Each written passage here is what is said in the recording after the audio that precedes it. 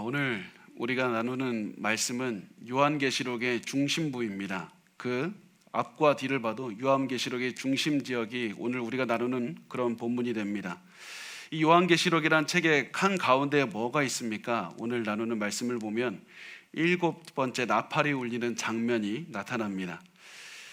오늘 7번째 나팔이 울리고 그리스도께서 이제 영원히 다스리신다는 그 선포하는 그런 장면이 나타나는데, 여러분 왜 이 장면이 가운데 있습니까? 다른 여러 가지 중요한 장면들이 있을 수 있는데 요한계시록의 가운데 왜 이 장면이 있습니까? 그 이유가 무엇이냐면 인류의 역사가 지금까지 이 장면 하나를 보고 달려왔기 때문입니다. 아담이 죄를 지어서 죄가 이 땅에 들어온 순간부터 계속해서 모든 역사는 이 땅의 죄가 사라지는 그 날을 바라보고 계속해서 달려온 겁니다. 그래서 7번째 나팔이 울렸을 때 비로소 악한 세력이 하나님에 의한 그 모든 반역이 끝나게 되고 하나님께서 이제 완벽한 통치를 이 땅에 이루시는 그 날이 드디어 오는 겁니다. 그래서 모든 성도들의 기도가 이제 드디어 응답이 되는 겁니다. 그래서 이 역사의 절정, 너무나도 아이러니하게 이 인류의 역사, 그 악의 역사가 끝이 나고 절정은 하나님의 이 임재하심으로 이제 시작이 됩니다. 우리가 그 본문, 정말 영광스러운 그 본문을 우리가 오늘 자세하게 한번 나누어 보도록 하겠습니다. 자, 15절 말씀 한 절만 읽고 우리 같이 읽겠습니다. 시작. 일곱째 천사가 나팔을 불매 하늘에 큰 음성들이 나서 이르되 세상 나라가 우리 주와 그의 그리스도의 나라가 되어 그가 세세토록 왕노릇하리로다 하니. 자, 7번째 나팔이자 마지막 나팔이 울리게 되는데 이 나팔이 마지막 심판이 왔다는 것을 의미하게 됩니다.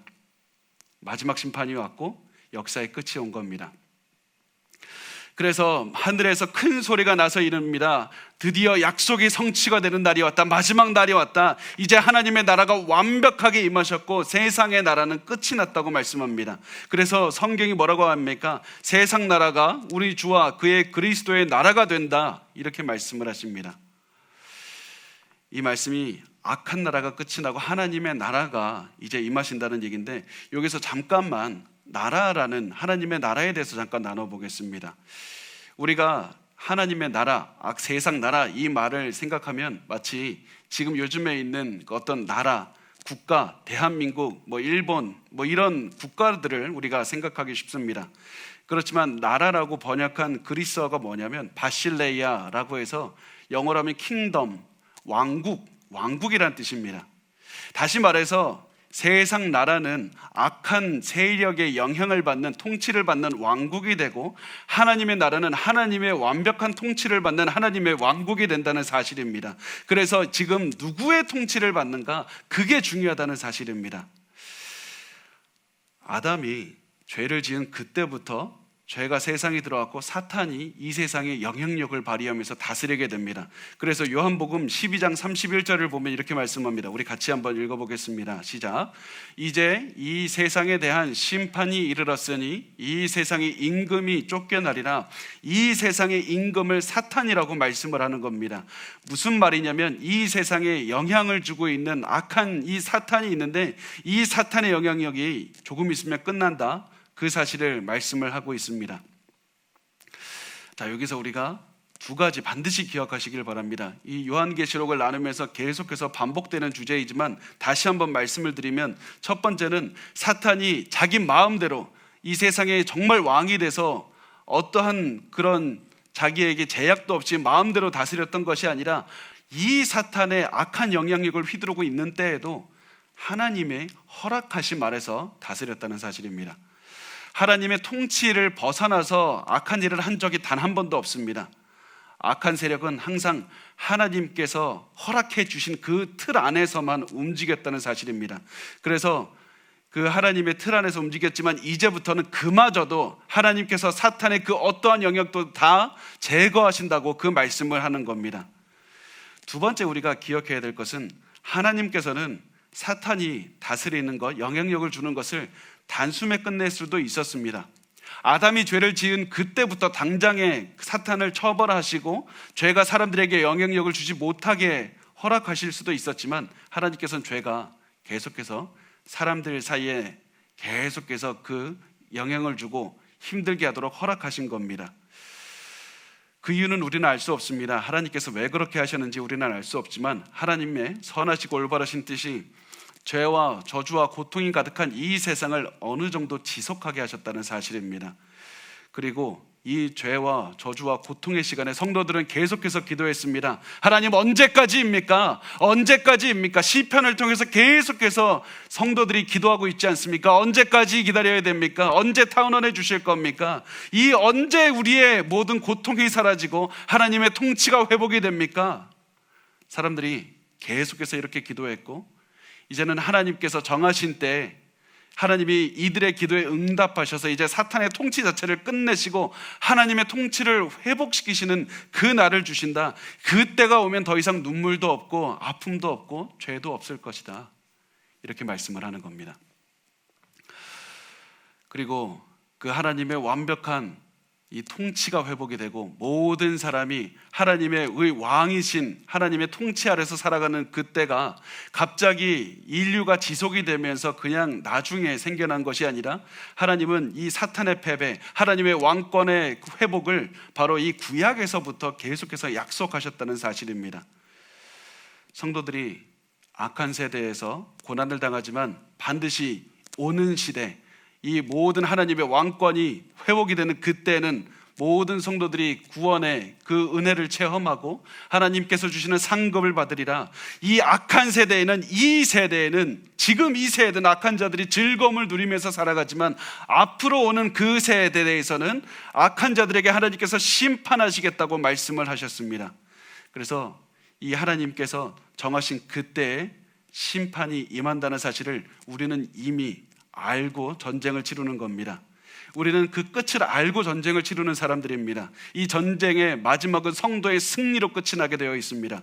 그래서 우리가 이 말씀을 보면서 계속해서 우리가 되뇌일 것은, 우리의 전쟁의 끝은 정해져 있다. 지금 내 상황에 아무리 불안해 보여도, 답답해 보여도, 내가 이 상황을 어떻게 이겨야 될지 알지 못한다 할지라도 이 전쟁은 끝인 정해져 있는 전쟁이다. 하나님께서 승리하도록 다 정해놓으시고 하는 전쟁이다. 그래서 지금 내가 갈짓자로 가는 것 같고 밑으로 내려가는 것 같다고 보일지라도 이 전쟁은 내가 최종 승리로 향해 달려가고 있다. 그 사실을 기억하시고 우리가 오늘 때로는 너무 어려워도 지금 당장 내가 최종 승리를 가질 수는 없다고 할지라도 하나님께서 결국 주실 최종 승리를 바라보면서 힘을 내서 다시 한번 이 왕이 재림하시고 예수 그리스도의 통치가 회복이 되는 그날을 바라보면서 달려가야 되는 겁니다. 아무리 힘들어도 하나님의 우리의 모든 승리를 주시는 날은 이미 정해져 있습니다. 그리고 이 일곱째 나팔이 울리면 이 하나님의 그 왕권, 이 왕에 내려오시고 그리고 하늘 보좌에서는 이런 일이 벌어집니다. 우리 16절 말씀을 같이 읽겠습니다. 시작. 하나님 앞에서 자기 보좌에 앉아있던 24장로가 엎드려 얼굴을 땅에 대고 하나님께 경배하여. 자, 그리스도께서 다스리기 시작한 다음에 하나님의 보좌 앞에 있었던 24장로들이 이제 모두 기뻐서 하나님께 엎드려 절을 하게 됩니다. 자, 우리가 그 계시록 4장부터 24장로들이 나왔는데 이들이 누군지 다시 한번 보면 그 구약 12지파 그리고 신약 12사도 앞에서 24명이고 그래서 그 구약과 신약의 구원받은 성도들을 상징적으로 보여주는데 이 사람들을 저는 그 많은 학자들은 이 성도들을 보여준다고, 그거는 확실히 맞는데요, 이 성도들을 대리하는, 대표하는 천사들이라고 저는 확신을 하고 있습니다. 강력한 천사들이 성도들을 상징적으로 대변해서 그 자리에 있는 겁니다. 그래서 그 성도들을 대표하는 그 사람들을 장로들이라고 표현하고 있고, 예수 그리스도의 그 재림, 예수 그리스도의 그 통치가 회복이 되는 그날 하나님을 이 장로들이 다 찬양을 하게 됩니다. 그리고 그 찬양하는 내용이 다음 구절에 나와 있습니다. 우리 17절 말씀을 우리 같이 읽겠습니다. 시작. 이르되 감사하옵나니 옛적에도 계셨고 지금도 계신 주 하나님 곧 전능하신 이여 친히 큰 권능을 잡으시고 왕노릇 하시도다. 자, 요한이 하나님을 옛적에도 계셨고 지금도 계신 주 하나님이라고 표현하고 있습니다. 그런데 이 표현이 이전에도 한번 나왔습니다. 언제 나오냐면 계시록 4장 8절에 보면 하나님을 말할 때 이렇게 얘기합니다. 전에도 계셨고 이제도 계시고 장차 오실리라. 과거에도 계셨고 지금도 계시고 장차 오실이다 이렇게 말했는데, 이제 11장 17절에서는 어떻게 말합니까? 옛적에도 계셨고 지금도 계신 주 하나님, 여기서 끝이 납니다. 왜 그럽니까? 그 이유는 이 장차 오실이라는 표현이 더 이상 필요가 없기 때문입니다. 이미 예수께서 오셨기 때문에, 이미 하나님께서 통치하고 계시기 때문에 더 이상 장차 오실 리가 아니라 지금 있는 이 현실, 하나님께서 완벽하게 통치하고 계신 이 현실이 영원히 지속될 것이다. 그래서 장차 오실 분이 찬양할 필요가 있는 것이 아니라 지금 있는 그 하나님, 지금 통치하시는 하나님을 찬양할 수밖에 없는 겁니다. 이렇게 계속해서 나와 함께 하신 현실이 영원할 것이다. 그래서 이 하나님을 찬양하는 장면으로 장로들의 찬양이 일어나게 됩니다. 자, 18절 말씀 우리 같이 읽겠습니다. 18절 시작. 이방들이 분노하매 주의 진노가 내려 죽은 자를 심판하시며 종 선지자들과 성도들과 또 작은 자든지 큰 자든지 주의 이름을 경외하는 자들에게 상 주시며 또 땅을 망하게 하는 자들을 멸망시키실 때로소이다 하더라. 자, 하나님께서 이제 하나님의 통치를 시작하실 때 가장 먼저 두 가지를 하십니다. 첫 번째, 우리가 잘 알듯이 성도들, 하나님을 믿는, 예수를 믿는 사람들은 모두 믿음과 인내에 대한 보상을 받을 것이고 상급을 받게 될 것입니다. 그렇지만 두 번째, 악한 자들, 예수를 부인하던 자들은 이제 심판을 받게 되는 겁니다. 이 악한 자들을 뭐라고 표현을 하냐면 땅을 망하게 하는 자들, 이렇게 말씀을 하셨는데, 땅을 망하게 하는 자들을 멸망시키실 것이다 이렇게 말씀을 합니다.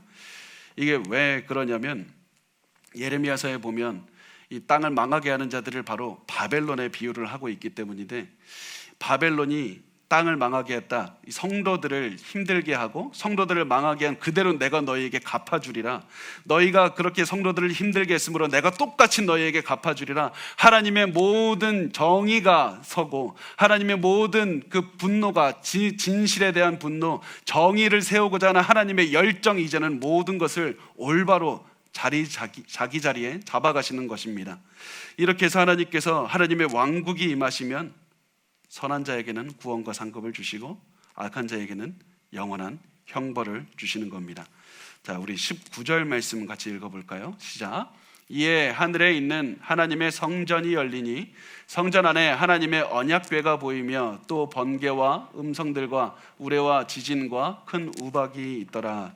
자, 하나님의 왕국이 임하시면 이제 하나님의 성전이 열리고 성전 안에 하나님의 언약궤가 보인다 이렇게 말씀을 합니다. 그런데 정말 재미있는 것은 그 나중에 요한계시록 뒤쪽에 보면 성전이 없습니다. 자, 21장 22절 우리 같이 한번 읽어볼까요? 시작. 성전 안에서 내가 성전을 보지 못하였으니 이는 주 하나님 곧 전능하신 이와 및 어린 양이 그 성전이십니다.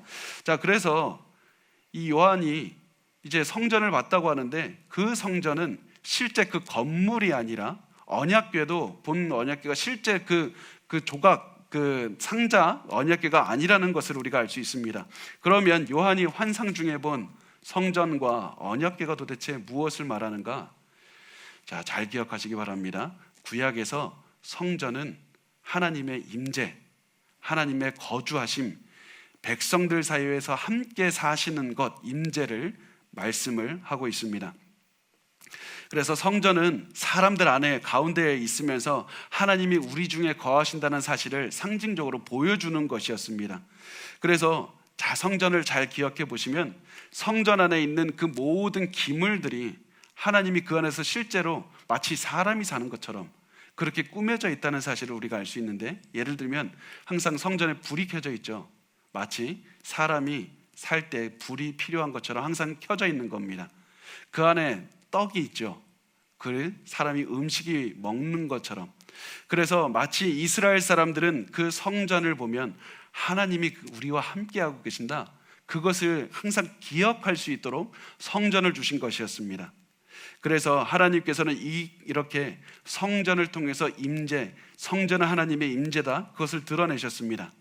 그런데 성전 가운데에서도 가장 하나님의 임재가 강렬하게 드러났던 곳이 어디입니까?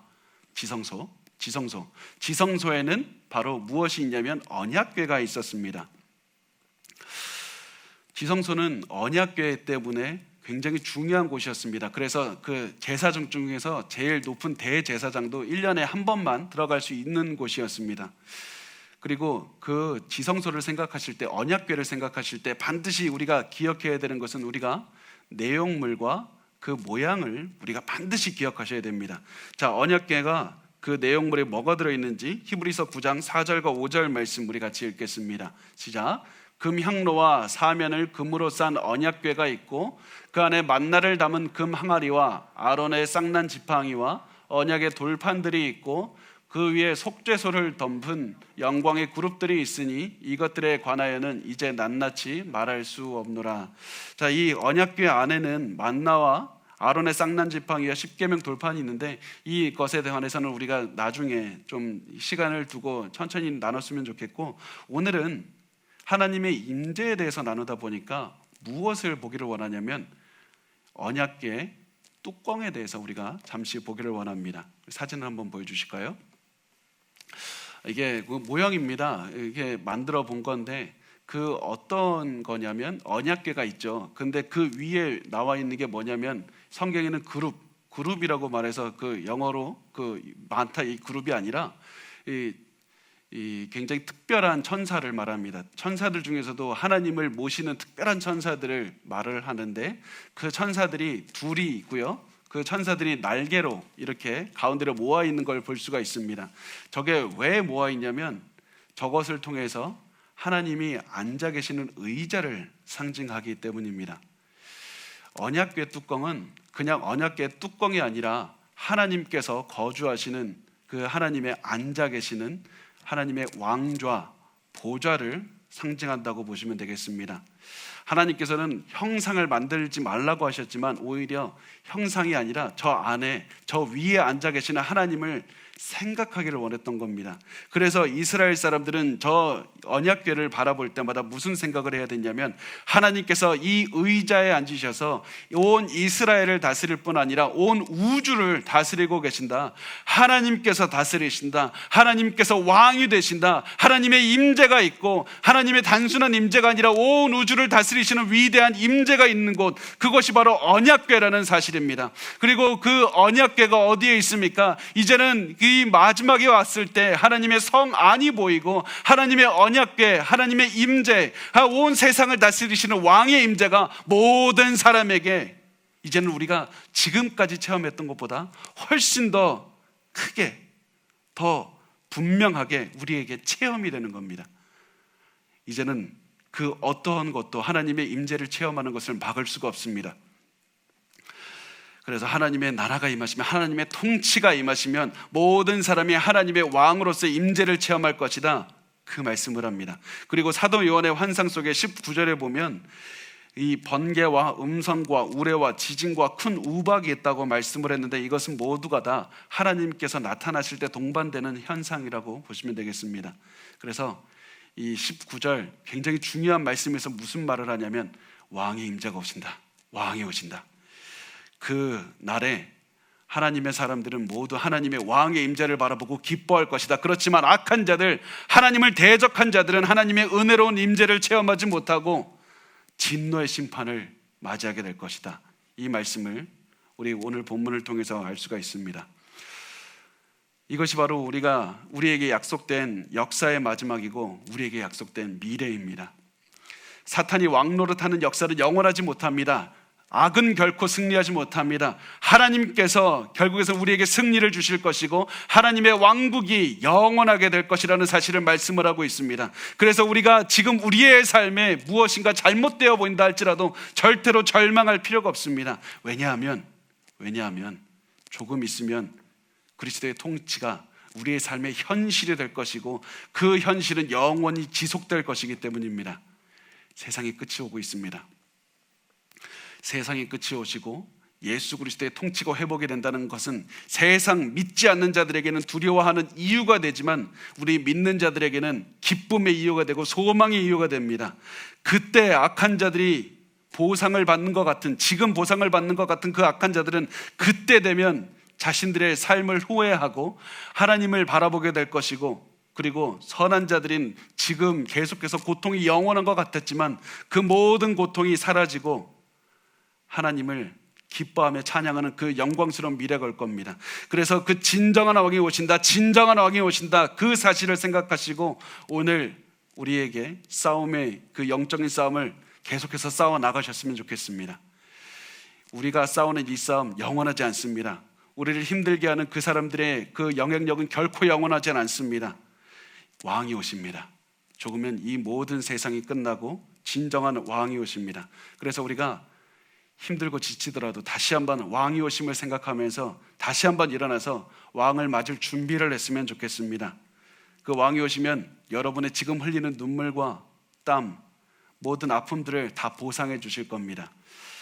제가 굉장히 좋아하는 말인데요, 하나님은 하나님의 사랑하는 자녀들의 눈물을 낭비하지 않으신다. 말씀을 몇 번 드렸는데 여러분 다시 그것을 기억하셨으면 좋겠습니다.